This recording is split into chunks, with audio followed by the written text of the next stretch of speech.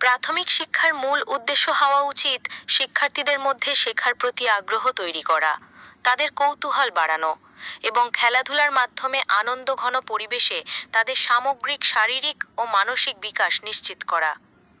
একটি প্রতিযোগিতামূলক পরীক্ষা এই মূল উদ্দেশ্য থেকে বিচ্যুত করতে পারে।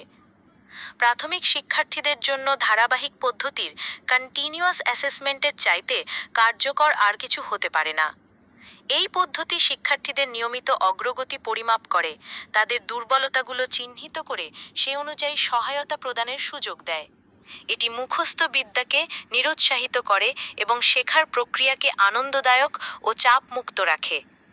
এনসিটিবি কর্তৃক ধারাবাহিক পদ্ধতির প্রতি জোর দেওয়াটা তাই অত্যন্ত সময় উপযোগী এবং সঠিক একটি পদক্ষেপ। বৃত্তি পরীক্ষা শিশুদের মনে এক ধরনের ভীতি বা দুশ্চিন্তার জন্ম দিতে পারে। তাদের ওপর অপ্রয়োজনীয় পড়াশোনার চাপ সৃষ্টি হতে পারে, যা তাদের শৈশবকে বিঘ্নিত করতে পারে এবং মানসিক চাপ বাড়িয়ে দিতে পারে, যা শ্রেণীকক্ষের মূল শিক্ষাকে ব্যাহত করে। 18 বছরের নিচে কাউকে মেধাবী বলা যায় না। শৈশবে সীমিত জ্ঞান বা একটি নির্দিষ্ট পরীক্ষার ফলাফলের উপর ভিত্তি করে কারো সামগ্রিক মেধার মূল্যায়ন করা সম্ভব নয়। প্রকৃত মেধার বিকাশ একটি দীর্ঘ প্রক্রিয়া এবং এর সাথে সৃজনশীলতা, বিশ্লেষণ ক্ষমতা, সামাজিক দক্ষতা এবং নৈতিক মূল্যবোধের মতো অনেক উপাদান জড়িত, যা একটি একক পরীক্ষার মাধ্যমে পরিমাপ করা কঠিন।